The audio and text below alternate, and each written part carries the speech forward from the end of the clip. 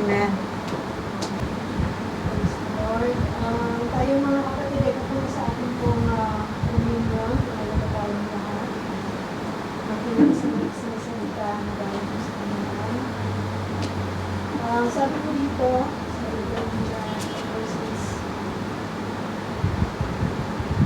John chapter 6, from verse 53. Sabi niya dito, Jesus said to them, I tell you the truth, unless you eat the flesh of the Son of Man and drink his blood, you have no life. You have no life in you. Whoever eats my flesh and drinks my blood has eternal life. I will raise him up at the last day. For my flesh is real food and my blood is real food. Mga kapatid, sa dalawang binasa po natin, no, nakita po natin dito, sinabi po dito ng Panginoon na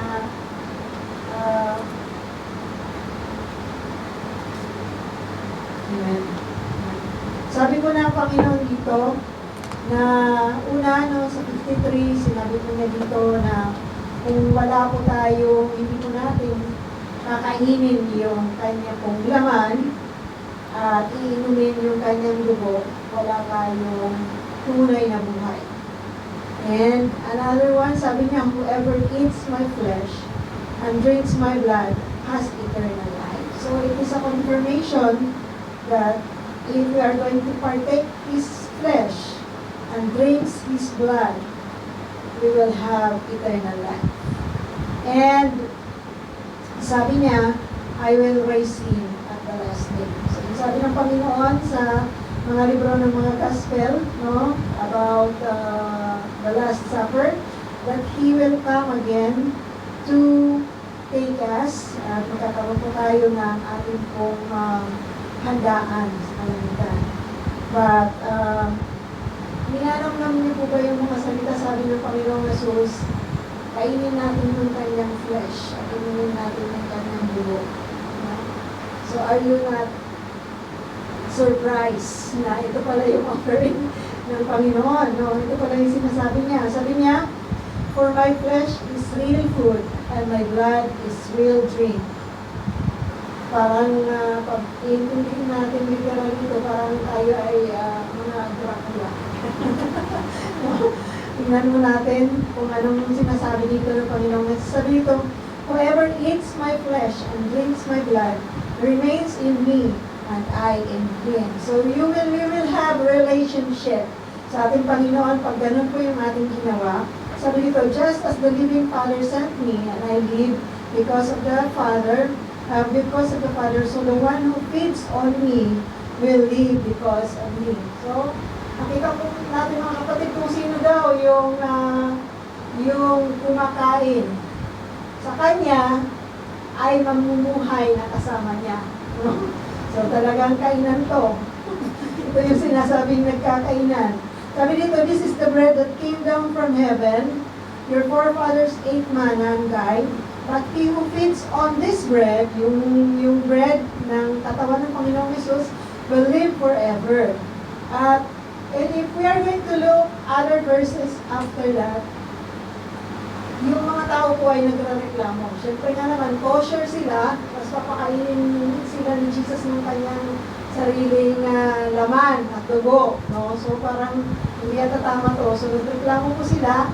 At pati yung mga disciple, sabi ni Jesus dito, does this offend you? No? Does this offend you? Kasi alam niyo mga kapatid, if we don't understand anything, na sinasabi ng ating Panginoong Jesus, we can ask the Lord. So the only thing na sinasabi ko sa atin dito, that the Lord Jesus offered His life.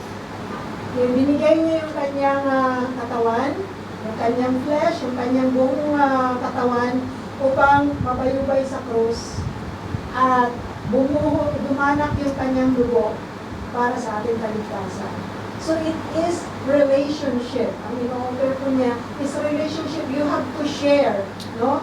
You have to share. You have to take a share from doon sa crucifixion, doon sa sacrifice ng Panginoong Jesus. You have to take a share. So kung tayo ba ay nagko-communion, mga kapatid, kapatid, itong mga elemento ito, yung wine and bread, they are only symbol, no? Symbol of the body of the Lord Jesus and the blood of the Lord Jesus. Kung pinapaalala po sa atin na sa pamamagitan ng atin pong pagtanggap ng inoffer ng Panginoong Hesus sa krus na kanyang katawan at pagdanak ng kanyang dugo, nagkaroon tayo ng relationship sa kanya. This is the meaning of what He says. No? He says dito sa atin pong binasa ng mga kapatid at sabi niya, you will have relationship with me and you will have eternal life. No? Yun po yung mayroon tayo mga kapatid. At kung titingnan po natin, it is pagkakaisa. Sino po dito nakaranas na ng blood compact? So talagang literally, nagsasama-sama yung mga dugo. Nagsampo tayong lahat. So, iinumin natin. Liat-liat. No? Hindi mo ubusin yung dugo natin lahat. Konti-konti lang. So, ipapatak natin ang ating dugo. Ginagawa po yan ng mga ninuno nating mga hero. No? To really give or to really show yung kung relationship nila, yung strong relationship.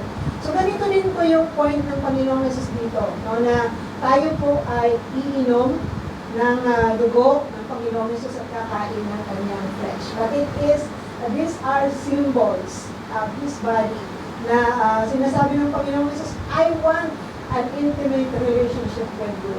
You have to be a part of me.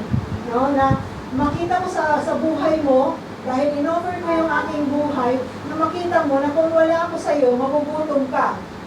At kung wala ako sa iyo, mauuhaw ka kasi sabi niya, the only real drink and the only real food is my body and my blood.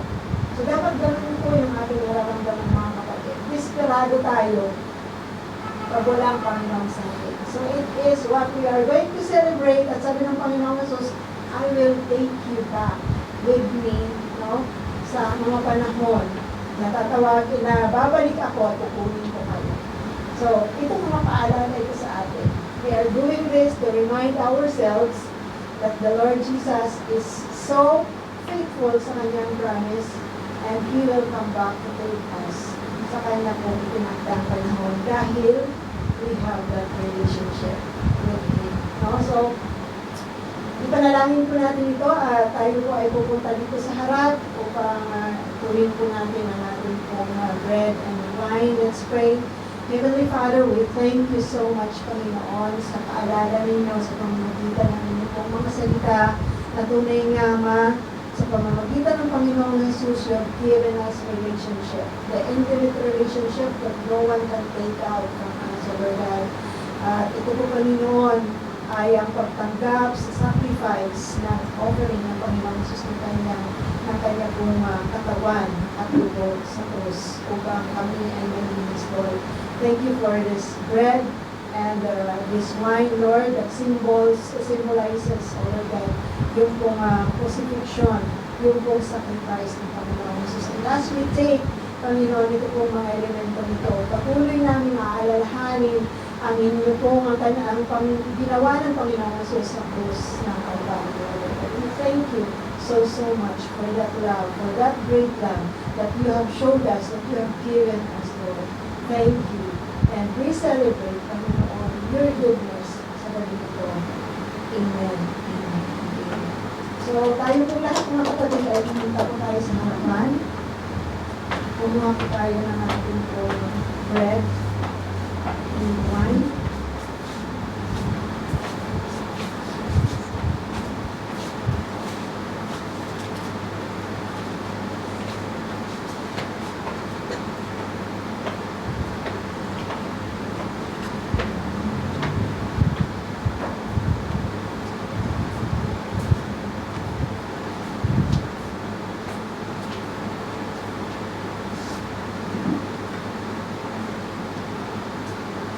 Taas po natin ang tinapay, Lord. Thank you so much, Panginoong Jesus, that you have sacrificed yourself, your body, as an offering. Patunay nga pong ito lamang magbibigay sa amin ng kaligtasan. As we take, Lord God, this bread May we continue to remember, O Lord, that our relationship with you, and may you continue to fill our hearts with desperation and hopelessness, na kung kami, Panginoon, ay hindi po makikipamayan sa inyo, ay mararanasan namin, Panginoon, ang kakulangan sa aming buhay. As we take this prayer, Panginoon, we thank you, Lord Jesus, and we celebrate, Lord, sa aming kaligtasan. Kaligtasan, eternal, Lord God, eternal life na ipinagkaloob mo sa amin. Maraming salamat. We praise your name, glorify you. Let's eat together.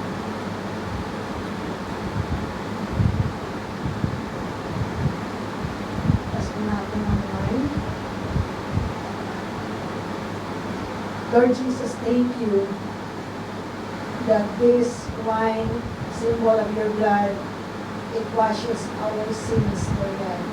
And it sealed your sacrifice that whoever will eat the flesh and drink your blood will have a relationship with you forever, Lord God.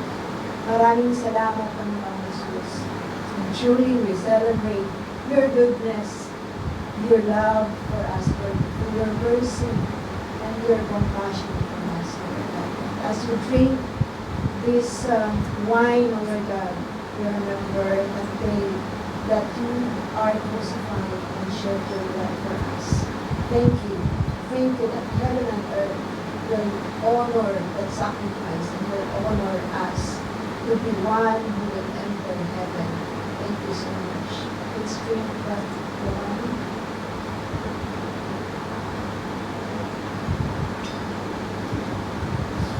Let's pray.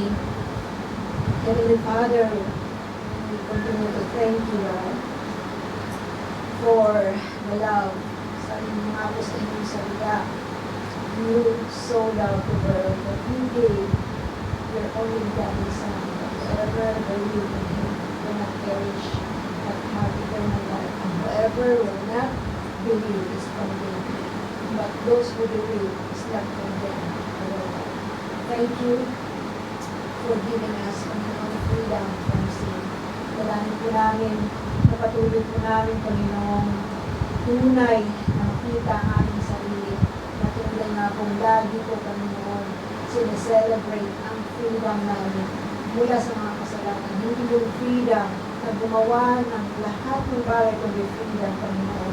Patunay na tumalaya, sumunod sa inyo, lumapit sa inyo. Patuloy na ituring kayo na kayo ang Ama namin. Thank you, Lord. May you continue to guide us, Lord. May you continue to guide your children, O God. Thank you so much, Lord. In Jesus' name, amen. Ask natin ang ating mga kamay, mga kapatid. The Lord bless you and keep you. The Lord make his face shine upon you. The Lord be gracious and unto you. The Lord lift his countenance on you and give you